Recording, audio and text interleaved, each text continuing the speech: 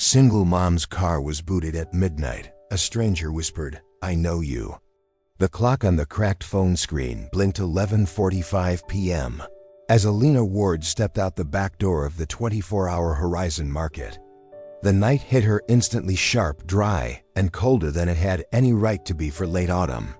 Her breath fogged the air in quick bursts as she tightened her coat around herself with one hand, while the other held a small takeout box of leftover food from the deli counter. A thin grocery bag slid against her wrist, weighted with clearance pasta and a half-price loaf of bread.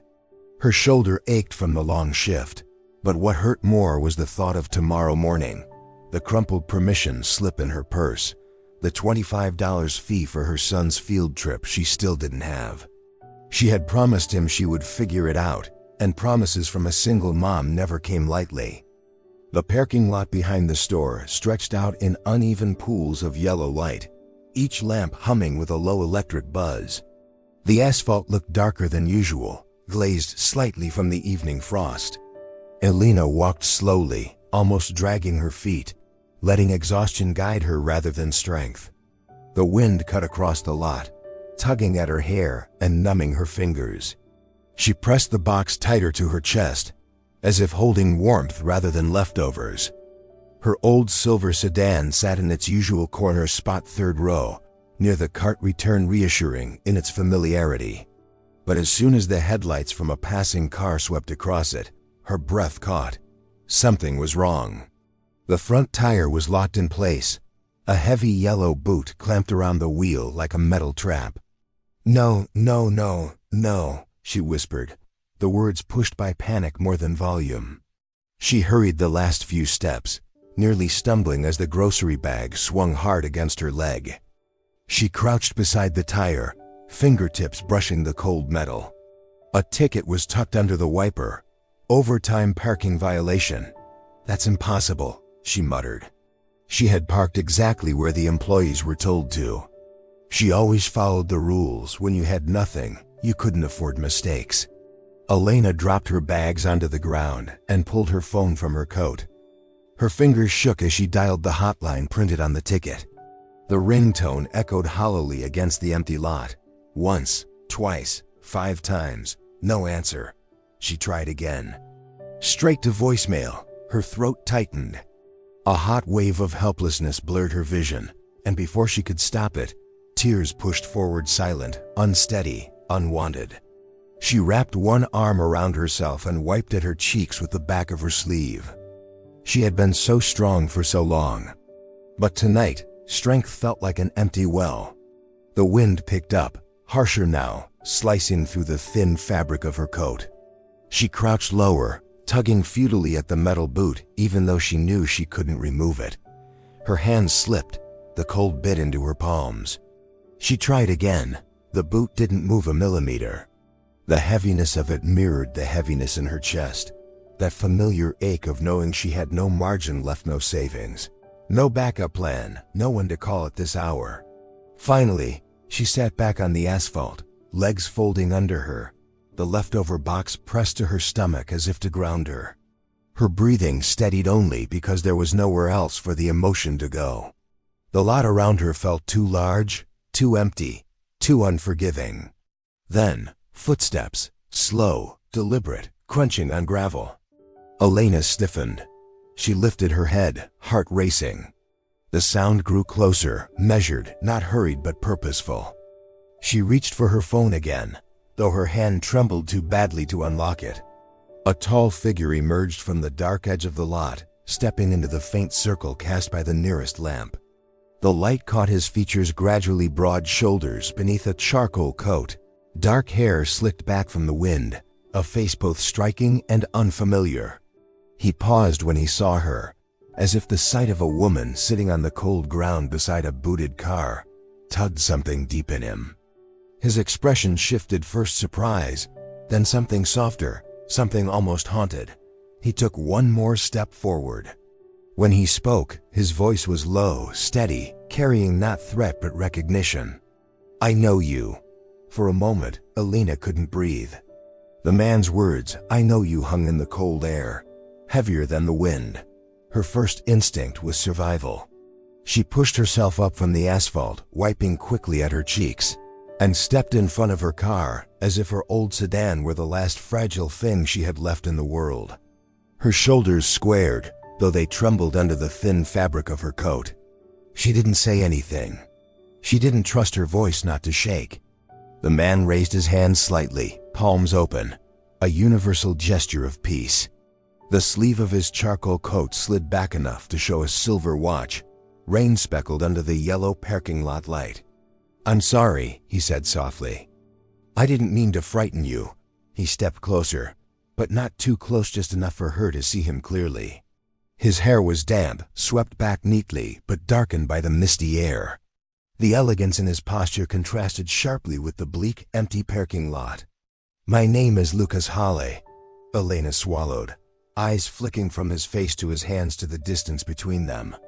He didn't seem dangerous, but single mothers learned long ago that danger didn't always look like danger. "Do you need something?" she asked, her voice barely above a whisper. Lucas shook his head. "No, He hesitated as if choosing his words with care. "You looked cold." His gaze swept over her shivering frame, then down to the metal boot clamped on her tire. He crouched beside the wheel without asking, slow and respectful, giving her time to pull back if she wanted. She didn't move. She was too surprised by his gentleness. Up close, his movements were deliberate. He touched the boot lightly, examining it as though he had studied similar devices before. "They really locked you in tight," he murmured. "This isn't something you can take off yourself." He glanced up at her, his expression tightening with quiet sympathy. Elena wrapped her arms around herself defensively. "I parked where employees are allowed. I didn't break any rules." Her voice cracked with a mix of exhaustion and indignation. "I don't know why this happened." Lucas nodded as if he believed her instantly. "I'm sure you didn't." He stood again, brushing frost from his hands. The wind tugged at the edges of his coat, and the lamplight traced a faint halo around him. Then he said something that made her stomach twist. "I know you from somewhere important, but maybe you don't remember me." Elena blinked, her brows pulled together.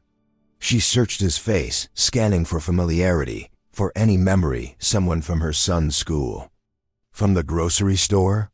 A parent from a long-forgotten playground? Nothing. She had no recollection of anyone named Lucas. "I'm sorry," she whispered. "I don't think we've met." A flicker of emotion, something raw, almost vulnerable, crossed his features. He didn't push. He simply nodded once, accepting it. "It's all right. It was a long time ago." Elena shifted her weight, uncertainty gnawing at her. Yet the way he looked at her wasn't predatory or invasive. It was reverent, as if he recognized something she had forgotten about herself. Then the wind cut through her again, sharp enough to make her gasp. Her teeth chattered as the temperature seemed to fall even lower. Lucas noticed instantly. Without a word, he unbuttoned his coat, slipped it off, and held it out to her. The lining was still warm from his body heat. "Here," he said. "You're freezing." Elena stepped back. "I can't take that. You're cold," he repeated gently. "Please." He didn't drape it over her shoulders or force it into her hands. He simply offered it, waiting, respecting her boundaries in a way she wasn't used to. That alone made her pause. After a long moment, she took the coat. The warmth made her eyes sting with unexpected gratitude. "Thank you," she murmured. His smile was small but sincere. "You don't have to thank me." Silence settled between them, but it wasn't the frightening kind anymore. It was tentative, curious. Elena still didn't trust him, not fully, but something inside her softened, just a fraction, when she saw the sincerity in his posture, the way he kept his distance, the way he looked at her as if she mattered. The wind rattled a nearby shopping cart. The lights hummed above them. And as Elena pulled the coat closer around herself, one question rose above all the rest, steady and persistent. How did he know her? 5 minutes passed in a strange, fragile quiet. The wind eased, the parking lot lights hummed steadily overhead. And Elena found herself sitting on the low concrete curb beside her booted car, Lucas a careful, respectful distance away. She still wore his coat, its warmth hugging her shoulders like a borrowed heartbeat. The cold didn't sting as sharply now, but the questions did. Lucas didn't rush. He sat with his elbows resting loosely on his knees, staring down at his clasped hands as if gathering courage. The yellow light haloed around him, blurring slightly through the mist drifting across the lot.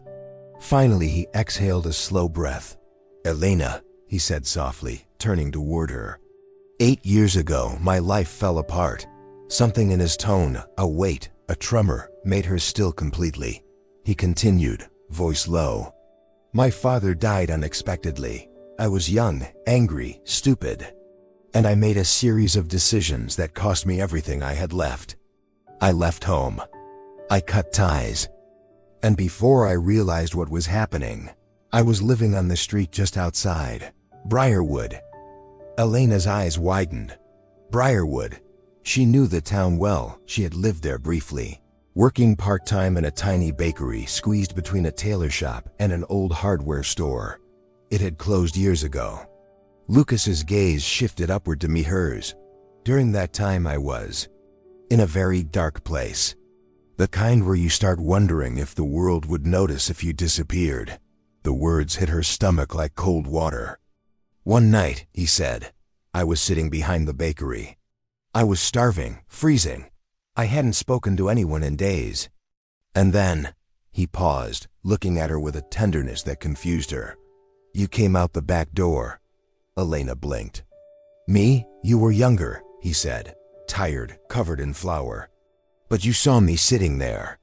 And instead of pretending you didn't, instead of walking past like everyone else, you set down a little white bakery bag beside me.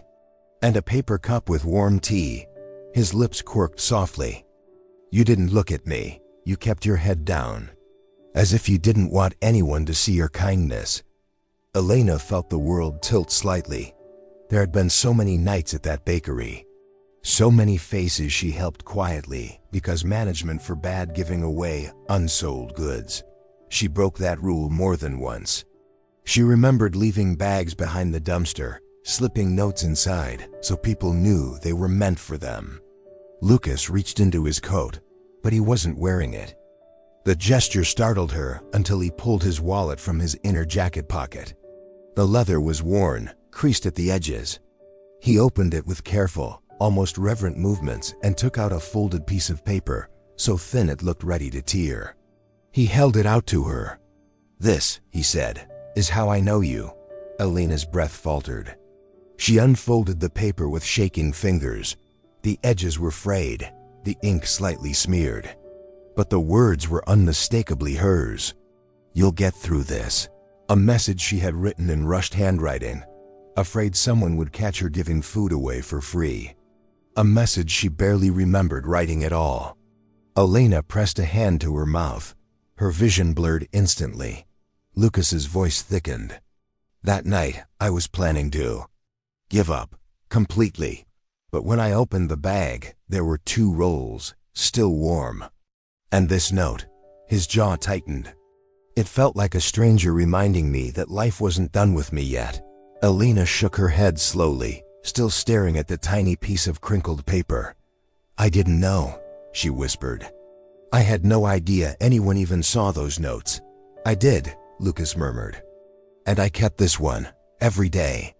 Even after I found my footing again, found a job, rebuilt everything, I kept it because it reminded me of the exact moment my life turned." Her tears fell freely now, soft and disbelieving. She had spent years feeling invisible, forgettable, unremarkable. And yet here was a man telling her she had changed the direction of an entire life with nothing more than bread and a handwritten message. "I've looked for you for years," Lucas continued. "I never knew your name, but tonight, when I saw you sitting on the ground, cold, hugging yourself the same way you did back then, I knew." Elena lowered the note slowly, her heart trembling in her chest. "I saved you?" she whispered, almost afraid to say it aloud. Lucas met her eyes with quiet certainty. "You did. More than you'll ever know. And in the glow of the yellow lamplight, the truth settled over her, warm, startling, and deeply human. The stranger in the night was a man she had once saved without ever knowing she had saved him. The digital clock on Elena's phone quietly shifted from 12:09 a.m. to 12:10 a.m., its glow barely lighting her palm. The parking lot had settled into a deeper stillness, as though the world were holding its breath around them. Faint fog drifted along the asphalt in slow curls. Elena sat with Lucas beside the curb, still holding the fragile note that tied their lives together in ways she had never imagined. But the magic of that moment couldn't hide reality for long. She exhaled shakily. "Lucas, I need to tell you something." "About why this?" She gestured weakly toward the booted tire. "Isn't just an inconvenience." He didn't interrupt. He leaned forward slightly, elbows on his knees, giving her the full weight of his attention. The warmth of his coat around her shoulders felt strangely symbolic, borrowed safety, but not permanent. "I used to have steady hours," she began. "Not good pay, but enough to predict. Then my manager cut my shifts. Saad Corporate was tightening budgets." Her voice wavered. "Last week I lost 2 entire days. And today, one of the cashiers called in, so I covered extra. That's why I parked back here. And that's why I'm out so late." Lucas nodded slowly, absorbing every word. "I have rent due in 2 days," Elena said, forcing the words through the knot in her throat. "I'm behind on utilities. I can't afford even a small mistake. And if I don't make it to my opening shift tomorrow," she looked at him with tired eyes that had learned the shape of fear, "they'll replace me." "That's what they do." Lucas's jaw tightened, not with judgment, with something closer to anger on her behalf. "And this boot." Elena pressed her palms together, fingers trembling. "I can't drive home. I can't get to work. I can barely even think straight right now." She laughed once, brokenly. "I know it looks stupid to fall apart over a piece of metal, but it's my whole world being held hostage." Lucas didn't speak, not yet. The silence he offered wasn't empty. It was a place for her pain to sit without collapsing. Finally he said, "I'm sorry." His voice was quiet but fierce. "You shouldn't be dealing with this alone." Then he inhaled deeply, straightening. "There might be a way to fix this. I know the company that manages this lot." Elena stiffened immediately. "If that means paying someone off, no." "Absolutely not." She shook her head, resolute despite the cold. "I'm not taking your money." "I don't care who you know." Lucas met her gaze steadily. "I didn't say anything about paying. I'm serious," she insisted. "I won't be someone you rescue with cash. I just need a legal way to get that thing off so I can work tomorrow." Something flickered in his eyes, respect, maybe admiration. He nodded once. "All right, legal." Then he reached into his pocket, pulling out his phone. The gesture seemed ordinary enough, until he spoke. "This is Halle Facilities," he said as the call connected. His voice shifted, growing firmer, lower, commanding. "Put me through to the overnight operations supervisor." "No, I won't wait until morning," Elena blinked. Halle, the same name printed on the uniforms of the maintenance crew inside the supermarket. The same name on the corporate memo about budget cuts. And on the chain of grocery stores where she worked. The puzzle clicked painfully into place. She stared at Lucas. "Halle, as in Halle Retail Group?" He didn't look at her, still focused on the call. "Yes," she swallowed hard. "You're the CEO?" He glanced over at her, then softly, almost apologetically. "I am," her breath stuttered. The man whose signature was on every employee handbook, every payroll adjustment, every schedule cut. The man she'd never imagined meeting, let alone sitting beside at midnight while wearing his coat. She pulled the fabric tighter, not rejecting it, but needing the grounding warmth as her mind spun. Why would someone like him be here? Why would he help her? Why would he care? As he finished the call, giving crisp instructions she barely understood, he slipped the phone back into his pocket and turned to her fully. Her voice came out in a whisper. Why are you doing all this for me? Lucas's eyes softened. Because 8 years ago, you helped me without asking who I was. Without expecting anything. Without a reason. He paused, his expression thick with sincerity. And now, it's my turn not to need a reason. The words settled between them, like a second warmth different from the coat, deeper than the past. And though Elena didn't know what tomorrow would bring, for the first time in a long while, she didn't feel entirely alone. The minutes crawled past midnight, and by 12:15 a.m., the parking lot felt like a forgotten corner of the world, dim, silent, and too cold for anyone to linger. Elena stood with her arms wrapped tightly around Lucas's coat, her breath forming uneven clouds in the air. Lucas remained beside her, posture firm yet protective, waiting for the overnight crew his call had summoned. The harsh squeal of tires broke the quiet. A small white maintenance truck pulled up beside them, its engine rattling like it hadn't been serviced in years. The driver's door swung open, and a heavy-set man in a reflective vest climbed out, rubbing his eyes as if he'd been dragged from a warm bed. He didn't bother disguising his irritation. "All right, who's the one causing trouble?" he snapped, shining his flashlight directly at Elena's face. She flinched, raising a hand to shield her eyes. I'm not causing anything. I parked where employees park." "I don't know why. You overstayed," he barked. "Rules are rules. You can just act like the world revolves around you because you on the late shift." He clicked his tongue, looking her up and down. Always someone wanting an exception. Elena shrank a little, the sting of humiliation hitting fast and sharp. Lucas stepped forward before she could respond. "Watch your tone." His voice was calm but carried a warning that rippled through the cold air. The man scoffed. "And you are?" Lucas reached into his inner pocket and pulled out an ID badge, sleek, black, unmistakably official. He held it up to the flashlight beam, and the maintenance worker's expression shifted instantly, confusion sliding into alarm. "Lucas Halle," Lucas said. "CEO of Halle Retail Group. This lot is under our contract, and I'm instructing you to remove the boot immediately." The man's mouth opened, closed, then opened again. "Sir, I didn't know." "That's clear," Lucas said flatly.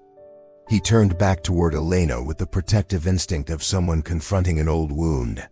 But before he could say anything else, the worker muttered under his breath, "Should have figured." She's always the type to call for favors. Some people just can't handle following basic rules. Elena froze. Heat flashed across her cheeks, shame, disbelief, anger tangled together. "That's not true," she whispered, but her voice sounded painfully small. Lucas took a step toward the worker. "You don't speak to her like that." But Elena quickly grabbed Lucas's sleeve. "Stop." Her whisper was harsh, urgent. "Please stop." Lucas looked at her, confusion and frustration brewing in his eyes. "He's disrespecting you. I don't want to be saved like this," Elena said, her breath trembling. "Not by scaring someone, not by pulling rank. I don't want to feel like," she swallowed hard, words catching in her throat. "Like I'm a charity case." The maintenance man shuffled nervously but began kneeling beside the tire, fumbling with the lock as quickly as he could. Lucas stepped closer to Elena, voice low. "You're not a charity case. It feels like it." Her fingers clenched the fabric of his coat tighter. "I've spent years proving I can stand on my own. I've handled everything: bills, sickness, work cuts, late-night shifts, parenting alone. And now this? I don't want you to fix my life like I can't handle it." Lucas exhaled, tension pulling across his shoulders. "I'm not trying to fix your life. I'm trying to make sure you don't lose it." His voice cracked just slightly. 8 years ago, I almost lost mine, because nobody stepped in soon enough. I can't watch that happen again. Not to you. His confession landed heavy, raw in the cold night. Elena shook her head, blinking fast to keep her composure. "But I'm not you. My struggles are small compared to what you went through." "Struggle is struggle," he said gently. "Pain is pain. And you don't have to pretend you're made of iron. Before she could answer, the worker stood up abruptly. "It's done," he announced, stepping back from the wheel. Elena let out a small gasp. The heavy boot had been removed. The metal, once trapping her entire world in place, now sat useless on the ground beside the tire. Relief should have come like warmth. But instead, everything she'd been holding back, fear, exhaustion, humiliation, gratitude, confusion, collided all at once. Her knees buckled. "Elena?" Lucas reached for her, but she sank to the curb before he could catch her. Her hands covered her face as sobs tore through her chest, quiet at first, then uncontainable. She hated crying in front of anyone. She hated needing anything. But tonight, the weight was too much. Lucas knelt beside her without hesitation, not touching her, just staying close, anchor, not rescuer. "Elena," he murmured, voice steady despite the storm in his eyes. "You don't have to carry everything alone." And in that fragile moment, boot removed, pride bruised, heart breaking open, the quiet truth rose between them. Sometimes help hurts, but silence hurts more. By 12:25 a.m., the wind had softened into a faint, steady whisper, brushing through the quiet parking lot like a tired sigh. The maintenance truck had left. The heavy boot no longer held Elena's car hostage. But Elena remained seated on the curb, her shoulders trembling beneath Lucas's coat, her breath uneven from the sobs that had finally broken free. Lucas lowered himself slowly, carefully, until he knelt in front of her, eye level. No power plays, no distance to hide behind. The yellow lamp above them cast a soft halo around his hair, leaving his expression open and unguarded. "Elena," he said gently. She dropped her hands, tears still streaking her cheeks. Her eyes were red, but there was something raw and strong beneath the exhaustion, something he had never forgotten. He took a shaky breath, his voice cracking in the middle. "I've been looking for you for 8 years." He paused, swallowing hard. "Not to repay anything. Not because I felt indebted, but because ever since that night behind the bakery, I've wanted to know if you were okay." The words rooted her to the ground. No one had asked her if she was okay in a very, very long time. Lucas's voice softened further, as if afraid of shattering the moment. "I used to picture your face whenever life got heavy again, telling myself, she helped me once without knowing who I was. Maybe I can be that person for someone else." His breath trembled. "But then tonight, I saw you sitting here the same way you sat 8 years ago, cold, alone, trying not to cry." He hesitated. "And I couldn't bear the thought that you might have been carrying everything by yourself all this time." Elena's chest tightened. Her heart felt too exposed, too vulnerable in the lamp's glow. She didn't know what to say. Words felt too small, too fragile to bridge the space between their pasts and this impossible present. "Lucas," she whispered, voice quivering. "I don't know what to do with all of this." "You don't have to do anything right now," he said. "Let me drive you home. Please, it's freezing, and you're exhausted." She hesitated. Trust had never been simple for her, not since her son's father walked out. Not since life taught her that warmth often came with conditions. But Lucas wasn't pushing. He wasn't demanding. He was simply offering her a safer night than the one she'd been bracing for. Finally, she nodded. Lucas stood and offered her his hand, not forceful, just steady. Elena took it, letting him help her up. Her legs wobbled slightly from the weight of the last hour, but he held steady until she found balance again. They walked to his car, a dark sedan parked a few spaces away, its windows slightly fogged from the cold. Lucas opened the passenger door for her, and warm air drifted out, carrying the faint scent of cedar and something clean, like new pages in a book. Inside the car, the world felt smaller, quieter. Elena pressed her hands together in her lap, grounding herself. The heater hummed softly. Lucas buckled in, turned the engine down to a gentle idle, and looked over at her. "You don't have to talk," he said, "but if you want to—" "I'm here," Elena inhaled. The warmth loosened something inside her, and before she could stop herself, the truth spilled out in soft, hesitant waves. I'm scared, she admitted. All the time, being a single mom. It's like standing on a tightrope.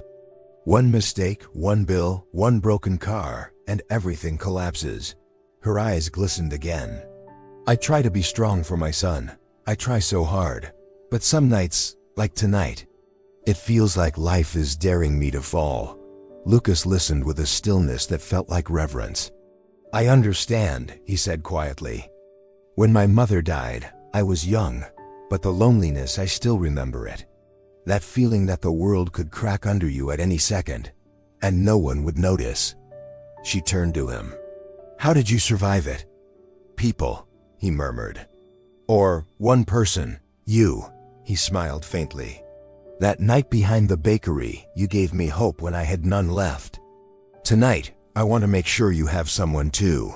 The car filled with a soft silence, one that wasn't empty, but full, warm, fragile. Their pain had carved similar scars. Their histories carried quiet echoes of each other. And for the first time in years, Elena dared to imagine what it might feel like to let someone into her life again. Someone who didn't see her as a burden. Someone who didn't walk away. Someone who had been searching for her all along. By the time Lucas turned onto Elena's street, the world had settled into a hushed, late-night stillness. 1 a.m. glowed dimly on the dashboard clock. The small row of townhouses sat quietly under the soft wash of street lamps, warm squares of light glowing behind curtains. A dog barking faintly somewhere 2 blocks away, the gentle rhythm of a neighborhood asleep. Lucas parked in front of Elena's home. For a long moment, neither of them moved. The heater hummed softly, warming the air but unable to soften the weight of everything unspoken. Elena finally exhaled and reached for the door handle. Thank you, she murmured. For the ride. For everything tonight. Lucas nodded, his expression gentle. You don't have to thank me. But she did. Not for the help itself, but for the way he gave it, with respect, with care, without making her feel small.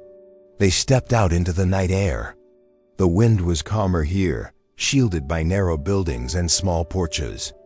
A soft porch light glowed above her front door, casting a golden ring on the walkway. For the first time all evening, Elena felt like she was stepping into a space that belonged to her. A space no boot, no humiliation, no stranger could take away. She walked to the back of her car and lifted the trunk. Inside sat the small white bakery box she'd brought home from her shift. She picked it up gently, the cardboard slightly warm from where the engine heat had seeped through the trunk floor. When she turned around, Lucas was watching her with a question in his eyes. She held out the box. It's not repayment, she said quickly, her voice soft but unwavering. I don't want this to feel like a trade. She looked down at the box, then back up at him. I just want you to have something warm tonight. Something real. The wind shifted slightly, sending a stray lock of her hair drifting across her cheek. Lucas didn't brush it away, but his eyes followed the movement with a quiet tenderness. He accepted the box with both hands carefully, almost reverently. Thank you, he said, voice thick, softer than she'd ever heard. Elena, you have no idea what this means, she smiled faintly. Maybe I do. For a long moment they simply stood there illuminated by the porch, like two people who had carried the weight of the world in different ways, now sharing a sliver of warmth neither expected to find at midnight in a frozen parking lot. Lucas stepped back lightly, giving her space, but not retreating. He looked up at her, his face half in shadow, half in the gentle glow of the porch lamp. If you'll allow me, he said quietly, I'd like to see you again. Elena's breath caught. He wasn't asking out of gratitude. He wasn't asking out of pity. His voice held none of the urgency from earlier, none of the desperation to fix what was broken. Just sincerity, hope. A gentle thread stretched toward her, not pulling, simply offering. Not because of the past, he added, but because of what could come next. Her heartbeat stumbled, then steadied. She had spent years building walls, making sure no one saw the soft parts of her, the frightened parts, the lonely parts. And yet tonight, a night that should have broken her, Something else had happened. Someone had seen her pain and didn't run. Someone had listened without judging. Someone had searched for her not to collect a debt, but to give back the hope she once gave him. Elena lifted her gaze to meet his. The porch light reflected in her eyes, turning them warm and searching. It took her a long moment to speak, but eventually, slowly, softly, she nodded. Lucas's exhale sounded like relief, like gratitude, like the closing of an 8-year ache. He gave her a small, genuine smile, the kind that said tonight mattered, that she mattered. She stepped toward her door, keys in hand, the weight of exhaustion finally catching up with her. Before she went inside, she turned back. Lucas stood at the edge of the walkway, the bakery box in his hands like something precious. For the first time in years, Elena felt her heart stretch, not in fear, but in warmth, in possibility. She slipped inside her home and gently closed the door. Then she leaned her back against it, pressing a hand over her chest. Her heart felt full, trembling in a new way like a window cracked open after a long winter. Outside, Lucas began walking back to his car, glancing down at the box with a soft, reverent smile, as if 8 years of searching had finally led him home. And somewhere deep inside herself, Elena believed it too. If this story touched your heart, follow Midus Stories for more.